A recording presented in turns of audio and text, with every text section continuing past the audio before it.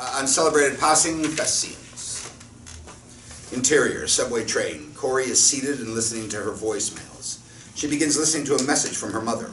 The voicemail can be heard as a voiceover during the scene.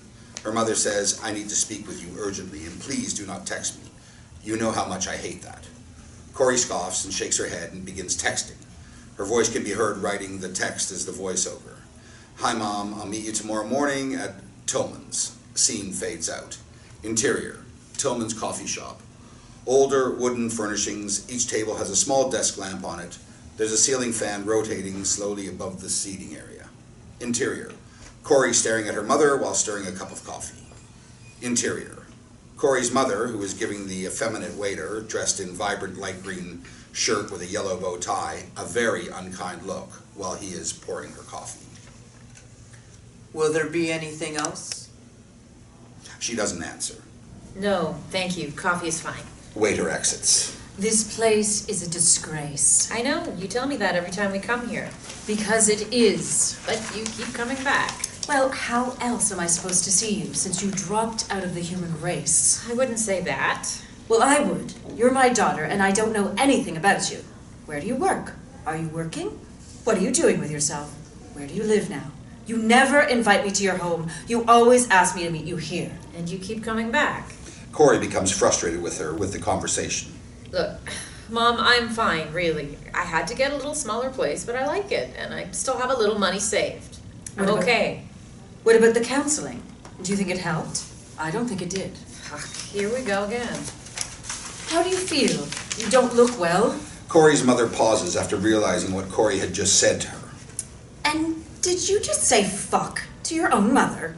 What kind of person says fuck to their own mother? Interior, Corey is holding her mother's hand. She and her mother are speaking simultaneously in the section. I know. Never the F word. Never the F word. I'm sorry. That was an absolute disgrace before the father. You have a lot of nerve. You keep those liberal white attitudes to yourself. You don't say that to me. The waiter approaches, their table, a fuchsia-colored shirt. Is everything okay here? It seems you're being rather loud. You're the one that's loud. The waiter is clearly insulted by her remark. Excuse me? I'm sorry. She doesn't mean any offense. We'll be leaving shortly. Maybe you could get us a check? The waiter pauses for a beat, glaring at Corey's mother. The waiter exits, clearly insulted by the comment. Look, I know you really don't want to hear this, but why don't you go to talk to Father Kevin? Maybe he can help you. I've always found him to be very helpful. First of all, I feel fine. Secondly, if the counseling didn't work, do you think I would have the guts to leave the damn hospital? And thirdly, why do you call him Father Kevin? First of all, your filthy language fits very well with this restaurant. Secondly, no, the counseling didn't work. It was supposed to help you adjust and make you stronger, not a quitter. And thirdly, I call him Father Kevin because he's a priest. He's your son. And he's a priest. You should talk to him. He's worried about you. And what's this Father Kevin crap anyhow? That's not how it goes. That's his name. Not his priestly name. It's Father, last name. Not Father, then first name. It's Father Pierce, not Father Kevin. Oh, so you're the expert now. I prefer Father Kevin. It sounds more sincere. Corey rolls her eyes and sighs before speaking. Sincere. Yeah, right. Mom, those titles don't allow the flock of first-name basis privilege. Priest, reverend, pastor, none of them. Have you ever even met a Rabbi Akiva? No, but then again, I don't know any rabbis at all. Smartass. Corey pauses a beat, then speaks. Just as well, you'd probably piss him off anyway. The waiter approaches the table and hands Corey the bill. She reaches into her purse and hands him a $10 bill. Thank you. Keep the change. You gave him $10 for 2 cups of coffee? Well, he earned it. Corey pauses while readjusting her belongings in her purse. I just can't get used to the fact that my brother, who would wear the same underwear for 3 days in a row, has an in with the Almighty. This is really shaking my faith in the hereafter.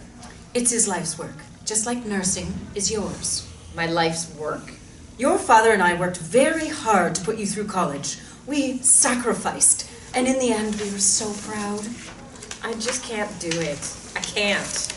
Corey sighs and continues. A lot of bad shit happens in hospitals. They're hospitals, sweetheart. And you could be there to help. Try to make it better, maybe. Corey sighs and her mother takes Corey's hand and You should go back to counseling. Give it another shot. It could be good for you. Get you back on the right track. Do it for me. Corey begins to drink from her cup. Corey, while staring at her mother, releases a frustrated chuckle and speaks. For you? You know, I actually had to wipe a patient's ass for him once. If that makes your life full, there's something wrong. Corey's mother grimaces and shakes her head. I know that's insensitive, but you just don't listen to me. I wouldn't be happy there. You mustn't blame yourself for what happened. I don't blame myself for anything. Okay, relax. Corey takes a moment to calm herself down. Look, it's time for you to regroup and get going. You need direction, and the only way to do that is to... Interior. A young transgender female to male approaches the table who goes by the name of Donald. She is dressed in a men's 1960s style black sports jacket and black pants. Corey is very happy to see him, leaps to her feet, and embraces him. Donald. Corey's mother is looking on in disbelief. Donald? Mom, this is Donald. Jesus Christ. Donald will do just fine, but thanks for the lovely comparison. Take care, Corey.